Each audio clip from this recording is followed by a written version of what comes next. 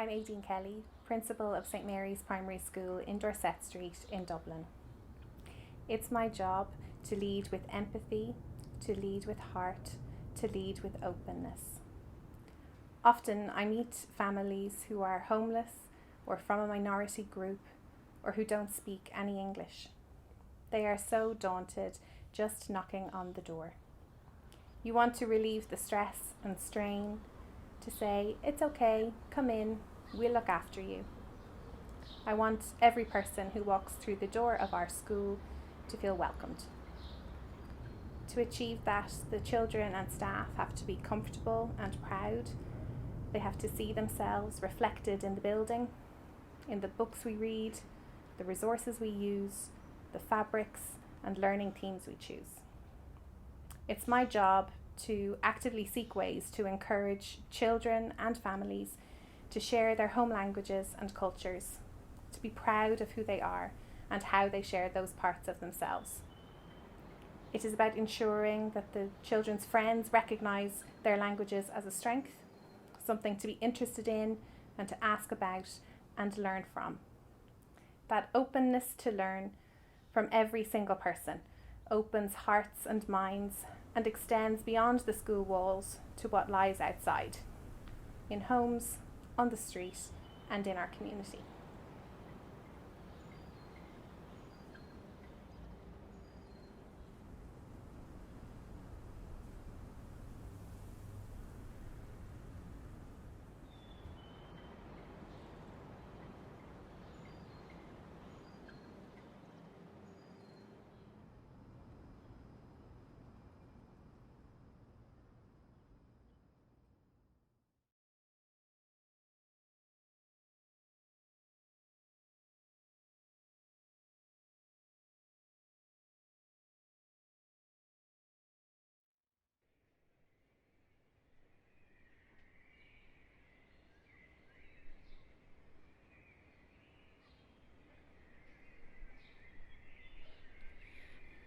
I am Mavis Ramazani, and I am calling on all of you and the government to do everything in your power to dismantle direct provision and introduce on-door accommodation.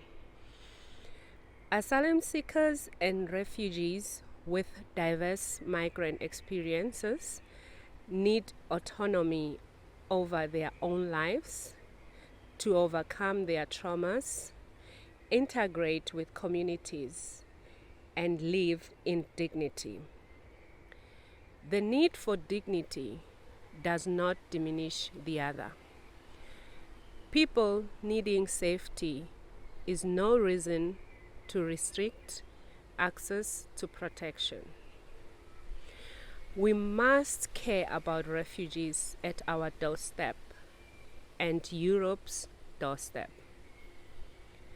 I urge you to listen to me as a person who lived in direct provision and experienced the inhumane treatment with my daughter. It is important now more than ever to stand with us and fight for justice and equality.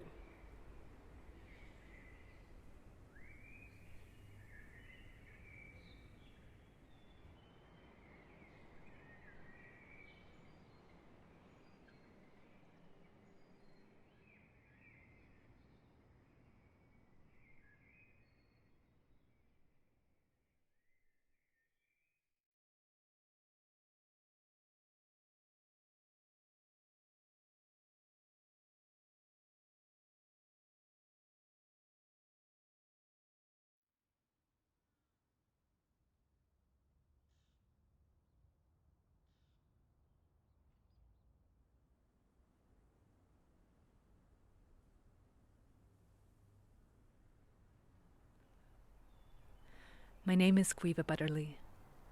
I'm an educator, an activist, a psychotherapist in training, a parent, a witness.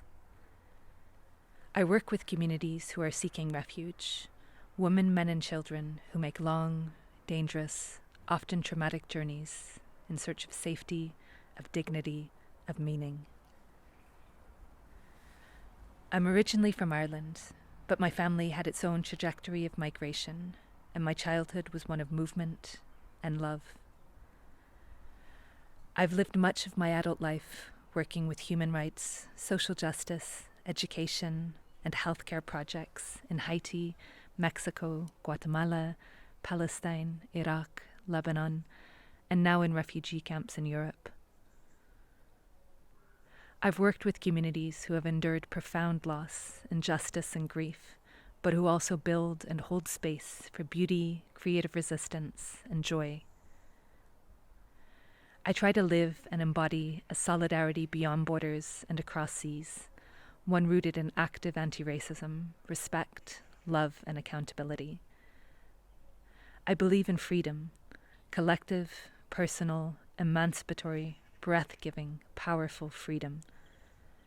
And I believe in women.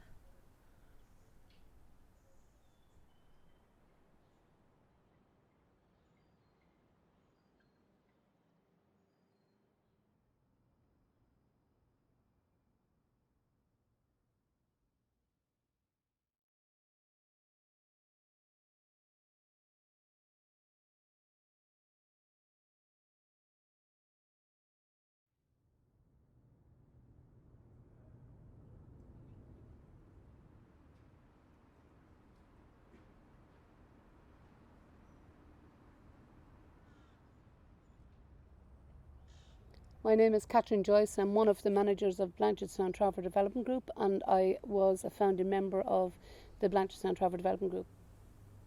In 2020, one of the primary issues affecting travellers is accommodation. I've been saying for a number of years that the main response for accommodation needs to be taken out of the local authorities and needs to be given to an independent agency. Similar to the Roads Authority, where they have the resources and the time and the energy to look at what the needs are and to look at how to respond to that. And it does need traveller advisors to make sure that the accommodation is culturally appropriate. The other issue then in relation to travellers is obviously the role of women and men in the traveller community.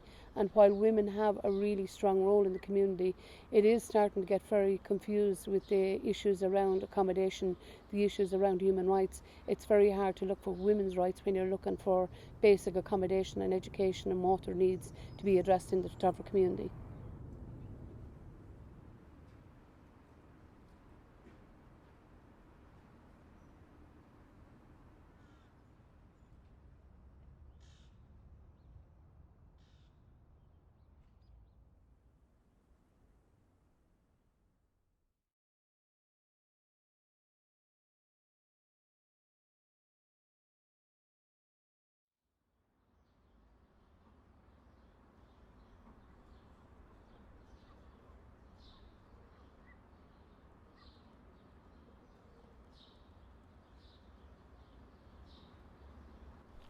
My name is Marie Mulholland. I was born in Belfast. I am the product of a place where the conflict over inequality and injustice caught fire and burned for 30 years of my lifetime. It made me an activist and an Irish Republican. I am the product of a long line of working class women, women who scrubbed other people's houses, women who worked outside the home, in the mill and the factory to provide for their families, women in aprons and overalls. I am the oldest child of a lone parent family. It made me a feminist. At 18, I came out as a lesbian in a time when the world was harsher to my kind, but where the solidarity of struggle and the fight against oppressions created strong communities of outlaws and rebels. In this year of global chaos, political tyranny, increasing violent misogyny, pandemic, and black people's quest for justice, I turned 60. Abuse of power is the single cause of injustice and discrimination in the world.